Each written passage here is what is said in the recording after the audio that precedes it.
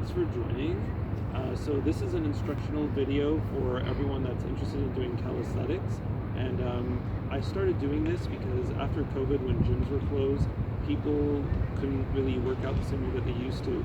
And I'm doing this to encourage people to have that level of confidence to know that you can do a workout for every main muscle group in your body, and you don't need any gym equipment at all.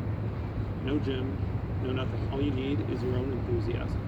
So in this workout, I'm going to compose multiple different exercises for your calves, your quadriceps, your hamstrings, your abdominal muscles, oblique abdominal muscles, chest, tricep, and bicep, all without any gym equipment. And I will start now with the quadricep exercise. So there's quite a few different intensities. The lowest is the regular squat. And when you're at about 90 degrees in your squats, that's when you do the maximum effort for your quadricep muscles. These are the extensors. Whenever they're active, they extend your limbs.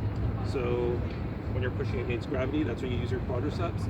Maximum effort from your quadriceps is here, 90-degree angle. That's when it's used the most. When you're lower than 90 degrees, then you will be pushing off with your glutes, your gluteus maximus.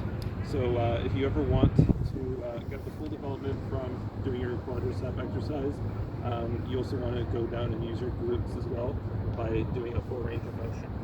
So that's the lowest intensity that's there. If you want more intensity and more activation of your bones, then you can do jumping squats.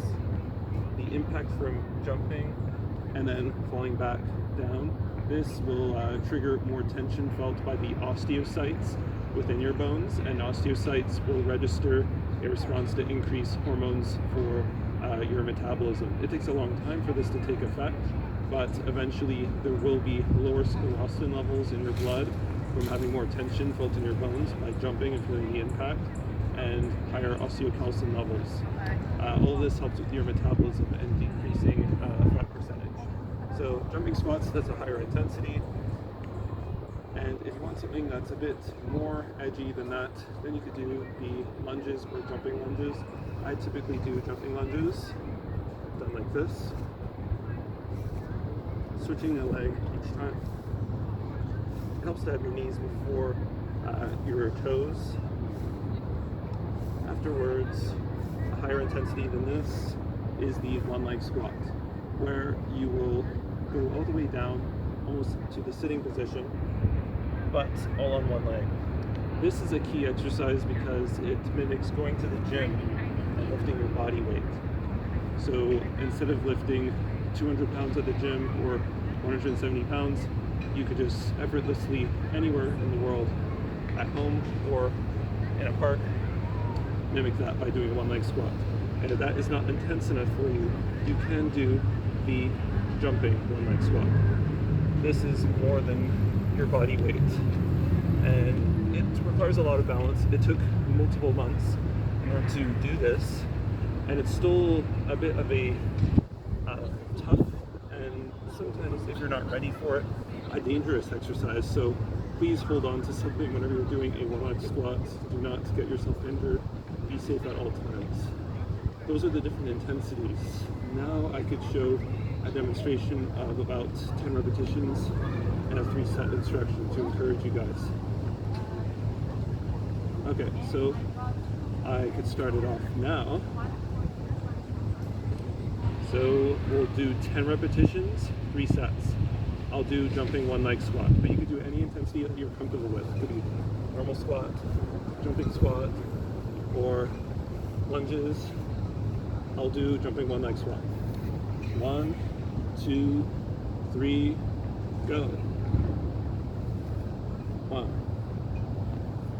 2, 3, 4, 5, 6, 7, 8, 9, 10. Other leg. 1, 2, 3, 4, 5, 6, 7,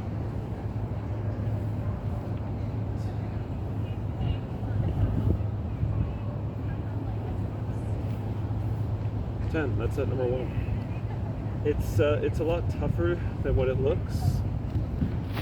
If you tried out doing a workout before the working out for daily, so you could just do normal squats, doing 10 reps, or jumping lunges. Right now we're doing recovery for about 15-30 seconds. So just okay, so after 15 or 30 seconds break, or whatever amount of time that you need, you could do another set.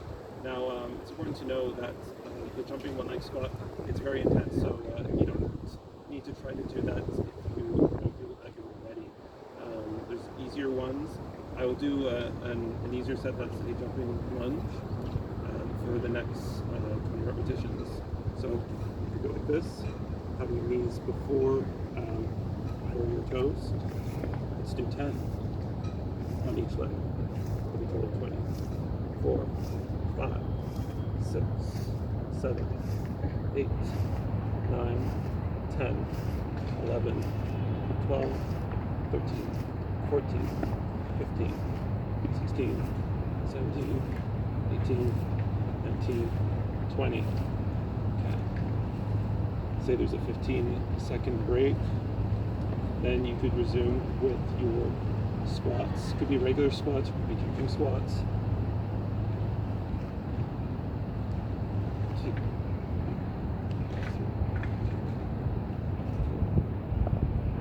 4, 5, 6, 7, 8,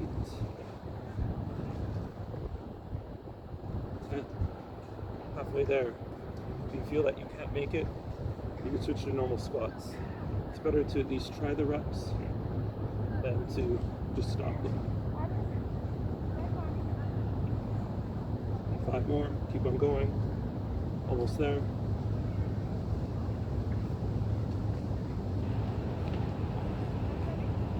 19, 20.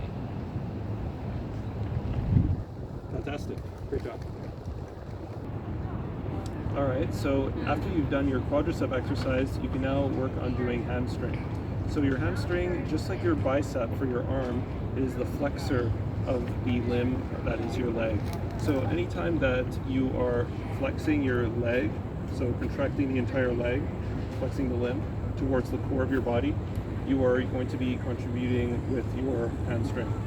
So if you were to curl your leg upward against gravity like this, this is targeting your hamstring, and it's good to just warm up a little bit. Keep rotating your feet up to your glutes like this, just to give it a warm up. You don't want to do something too intense for your hamstrings before you start, because these are more like isolation exercises, so they could be quite devastating on your hamstrings. Do a few repetitions of this, maybe 10-15. Make sure you're warmed up. The first warm-up was, of course, the quadricep exercise. That's a very compound exercise. You're using multiple muscle groups at a time. It's not too much of a harm for your hamstrings, but now this is more of a focus. If you're just standing around and you want to work out your hamstrings, you could just curl it like this, and you could apply a bit of pressure with your hand. It's important to keep your knees locked together. Then curl it upwards. If you do this about 5 or 10 times, you could already feel a bit of a burn in your hamstrings. This is one type of exercise that you could do, but there's a better one that I'm going to show in just a second. But this is very much an isolation exercise. It's highly versatile because you do not need to do, you don't need to be in a specific area to do it. You can be standing in any location at home, in a park. You don't need any chairs or couches or anything. Getting to 10 here. You do 10 or more. It's good that you warm up before doing this. Okay. Now, this is the more intense exercise for your hamstrings. it will involve you lying down. It's a bit like a yoga position because it involves an inversion because your head is at a lower position for the rest of your body. So what you'll do is place your feet on an elevated area. If you were at home, you could use a chair, for example, or if you're on the couch watching TV, you could have your feet on an armrest of your couch. Keep your feet up, lie back, relax for a second, embrace the fact that this is a yoga position, just chill for a bit, and then push with your feet down to raise your pelvis. Push down on the seat to raise your pelvis. The act of this contraction is engineered entirely by your hamstrings. And you could do about 10 or 20 of these, and that will be a workout for your hamstrings. It's quite an isolation exercise compared to the quadricep squats, but this one, although it won't be as exhausting because it's isolation, it's the best because it's isolation, because you're focusing specifically on your hamstrings. It's important to have that balance in the legs. Aim for 20, then you can take a break and do 2 more.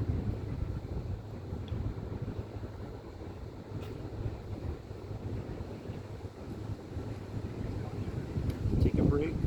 This will not be too much of an exhausting exercise, but you can really feel it in the hamstrings. I feel it already. It's almost too intense. If you needed to increase the intensity, I wouldn't advise it for the first time though, otherwise you might get injured. If you want to increase the intensity, you could put it with one leg, relax one of your legs, and put all the pressure of contraction onto one leg and raise your pelvis. I can't do that many of this, it's very tough, but if you could do a whole set of 10 with that, then bravo, but do not do that on the first time.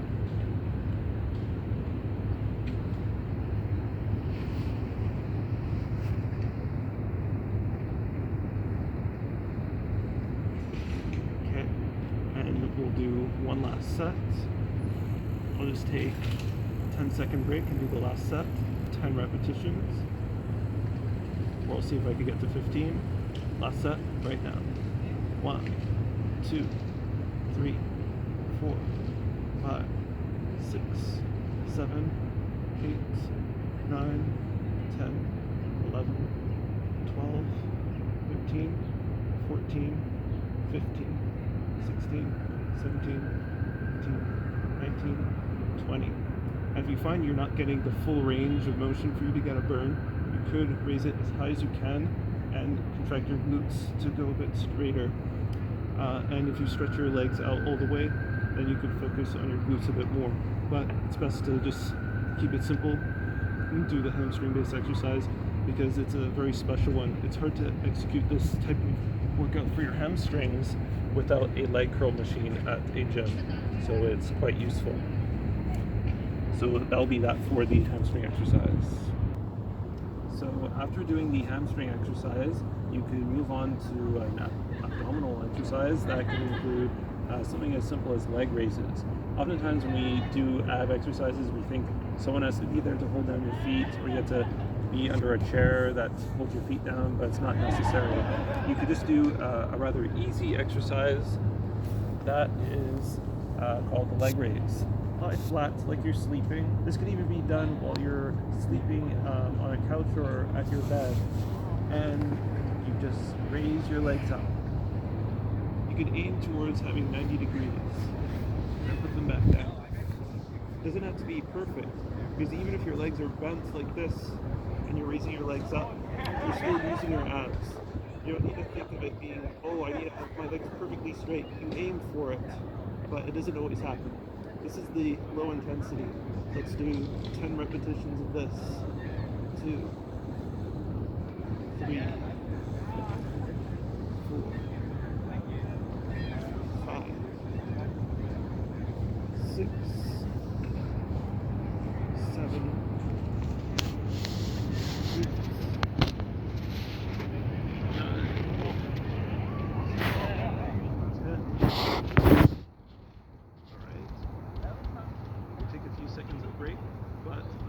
show a more intense exercise. If you think that this is not intense enough, you can do both a sit-up and a leg raise at the same time. Your arms, they might move forward with you, but it's still more intense than just raising your legs. So that's all that counts, it being more intense. So you would try it like this, sit up and leg raise at the same time. It's about twice as intense. You can really feel it.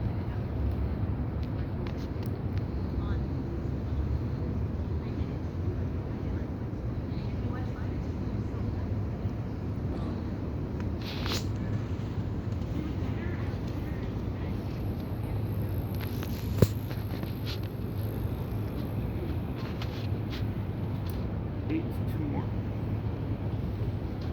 9, one more, and 10. So yeah, great job. Now I will show one more set of this. It'll be high intensity, and then I'll switch to low intensity, and then I'll show the oblique abdominal exercise. Let's do low intensity. That's 1, 2, 3, 4.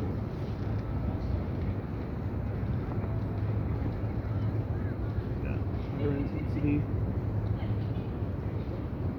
1, 2, 4.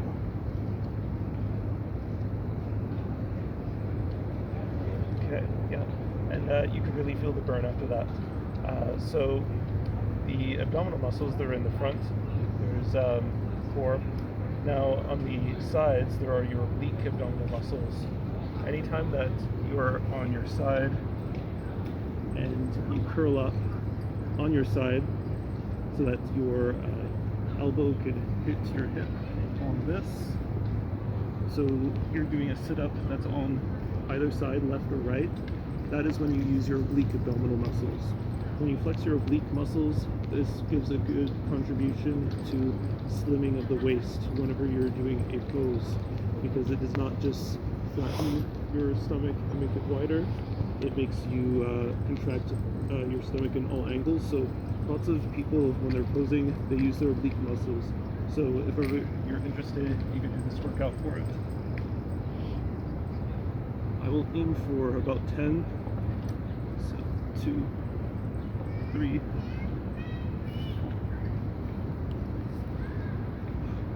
Whenever you need a break, you can take a break.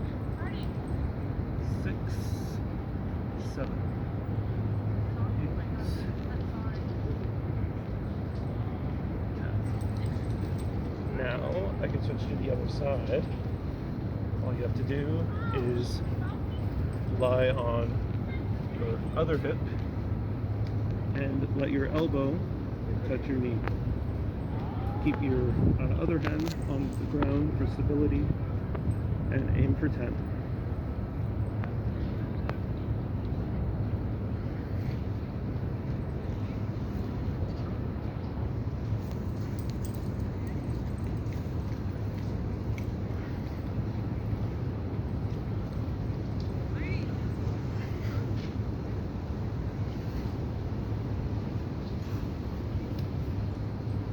So that is an example of how you could do a full core workout for your front and for your oblique abdominal muscles.